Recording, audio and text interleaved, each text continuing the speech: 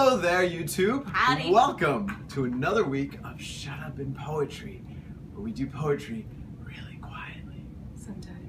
Sometimes not at all. Sometimes we're just too quiet. You can't even hear it. But you can feel it, though. You can feel the poetry.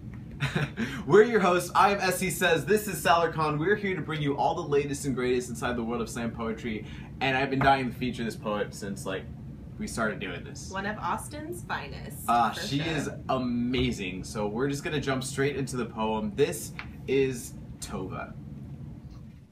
Plain gold ring on his finger, he wore. Everyone could see he belonged to someone, but not me. On his head was a plain gold. I'm black. Been this way for a long time now. Hair and bones and teeth formed from women who fought with men who were 20% fist, 50% heart, and 30% gone. I am the history of a forgotten body in the form of old linoleum tiles. We clean up his vomit and our bloody bottom lip before the children wake up for church. Let's go. It was not until I became woman that I realized the world will swallow you whole. Even if you're standing still. Even if you're trying to mind your own business. Your story will not be one that they want to hear, but you have to shout it anyhow from the bottom of your endless mouth and praying knees. You hear the term, not another black poem, and it will make you consider jail or hell or both. Maybe there. You can explain all this hurt away. All this nigga engraved we put to some good use. My mother is Atlas. She held a world of ignorance for me. Had me thinking I could be more than just black girl with breasts and hips and mouth and tongue someone else will claim is theirs. See, I couldn't be all smart or loving and funny. See, that would get lost in all this black I carry. Like it was a bad thing, a thing I should run from or pretend that I was not. That you, black girl, will love a thing until even your marrow forgets to put you first. But you will be too dark or too fat for anyone to call you wife or forever. So they will call you wifey for nothing. They will call you convenient. And you will call them back women. You're going to have to stop wearing that crown like it ain't heavy men. Give me gods or dogs depending on who's spelling it. It does not matter if they come equipped with a muzzle or a chain. It will make them no less dangerous. My mother is great at hiding dog bites. Great at making savage men look like gods. I did not know until I became woman that sticking teeth and a leash could feel like love. My mother wore the collar of men that did not bother putting her name on the tag. See, putting claim to a thing you will lose anyway on purpose seems pointless. My grandmother did not know they were no longer my grandfather's pets until they decided they were better drinkers than fathers. Us women fall in love with things before the last kiss is done.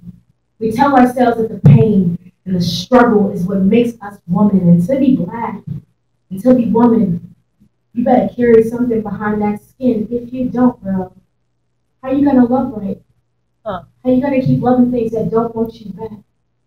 Us women cry in showers to not make a mess. Us women kill ourselves in tubs to not make a mess. I am black. I am woman. I am a mess. I am forever trying to clean up. It's so hard to classify this because it's about so many things. It's not a poem that has it doesn't just touch on one topic.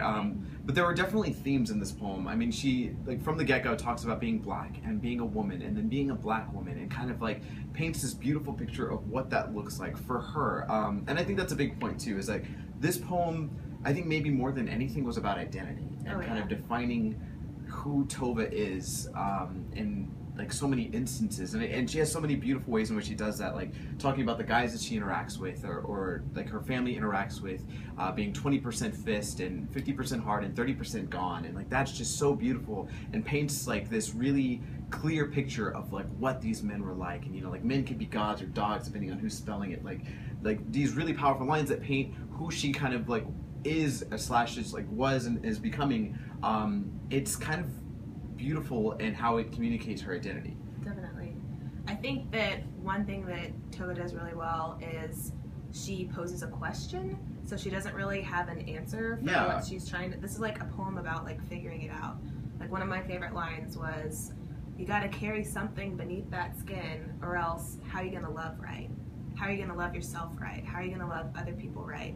So that's what I love about it. Like, and at the end, it's not like she's like, oh, I've got it figured out. She's like, yeah, I'm the mess. I'm forever trying to clean up. Yeah, that's not a period. That's like, like that just causes you to kind of consider everything that she just said in more detail. It's not a this is how you fix everything. You're absolutely right. It's not a problem solving poem. It's really just like, and I think that's true about identity for anybody. Like no one, we have such a hard time defining who we are to other people, and Tova does such a beautiful job of painting that picture for us. So guys, let us know what you thought about her poem in the comment section below. We'll have more information on how to get in touch with Tova, or you can just go to Austin Poetry Slam and see her live. But we'll have some more information about where to find more of her poetry in the section below.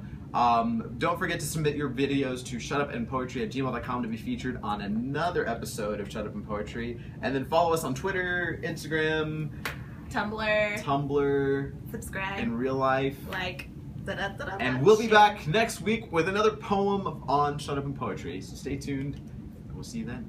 Love you. Bye. Mean it. Shut up. In poetry. Kellen's like the best friend. She's like a sister. Sometimes I wish she was my actual sister. Is she Chinese? Kellen? Mm-hmm. No. Why not?